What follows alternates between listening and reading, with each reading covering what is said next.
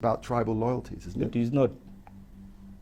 It is not. I swear it is not. If you go to Dinka lands now, you will find the Nuer residing there. And they ran away from their land, the Nuer land. They ran away because they were threatened by their own people, the Nuer. And so you don't think this... And they took refuge in the... Go to my state, where I come from. You don't think this goes back to the enmities, going back to the Civil War? No. It is Riek who is actually tribalizing it, because he mobilized what he called a white army, which he did 1991.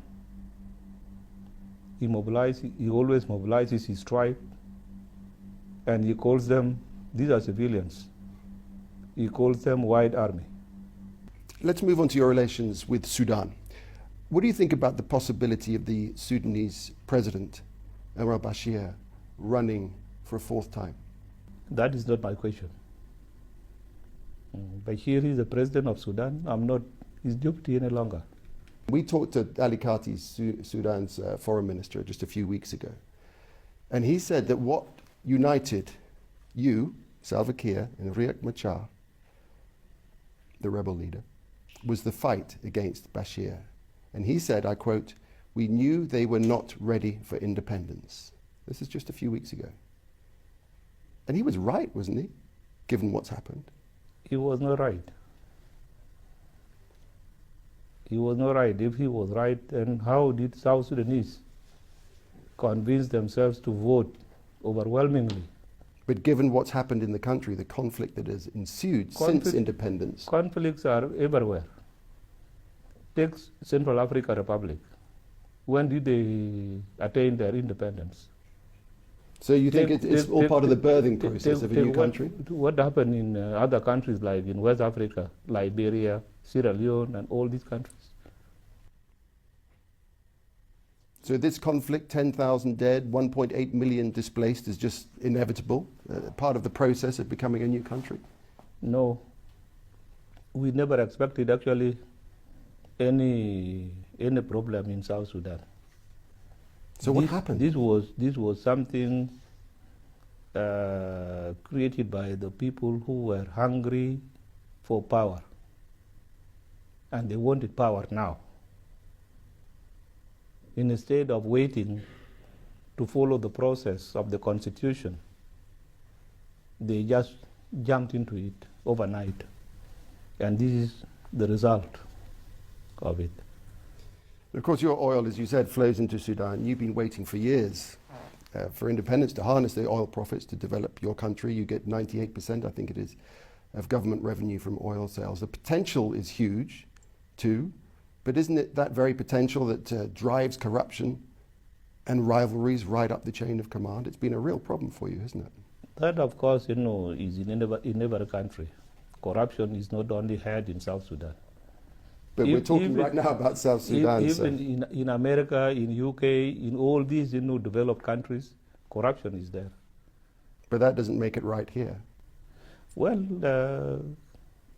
they can talk by themselves. Here in South Sudan, as a new nation, yes, there can be people, because people fought for over 20 years. But South Sudanese have been in struggle for more than 50 years. There are people who might have sharpened their appetites that now if we have become the independence, they must grab something very quickly so that they enrich themselves. Yes, temptations for corruption are so many. But millions and millions and millions of dollars have been lost. So what are you going to do to stop that flow of money going into people's pockets when it should be going to the people for roads, for hospitals, for schools? The problem is now how to stop war first. I'm actually not condoning what is called corruption. And even these people who staged the coup, they staged the coup because they knew I was actually hunting them for corruption charges. But to stop that thing, they have to make a coup so that they can defend themselves. with the power. Corruption is not a friend to anybody. It's the worst enemy, and we call it cancer. A key aspect of the current conflict has been sexual violence, including rape and gang rape, forced marriage and sexual slavery. What efforts is the government making to deal with the fallout and the bitterness that this engenders? Why don't we separate the issues? If it is rape, it was not there as when individuals happen to rape in certain sectors, they are punished. But if there is any rampant rape now, it is with the group of Riek Machar. Well, according to the UN Special Envoy of Sexual Violence, Zainab Bagora, she says that levels of rape and sexual violence in South Sudan are at the worst she's ever seen, and she says both sides are to be blamed. These crimes, she says, have been committed by all parties to the conflict. All parties to the conflict.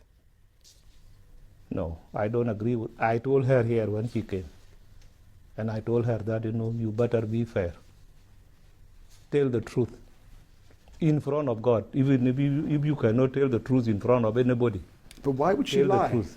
Why would she lie? Huh? Why would she lie? She would be lying when she says both parties are to blame.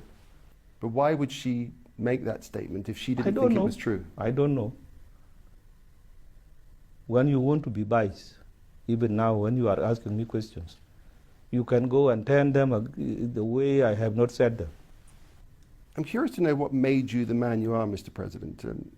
Can we hear something of your childhood? What forged you to lead you to this point in time? Well, I'm sorry, I cannot tell you the whole. It is very long story. And so, as I told you, that people of South Sudan suffered for long. We went through difficult, very rough roads. And so we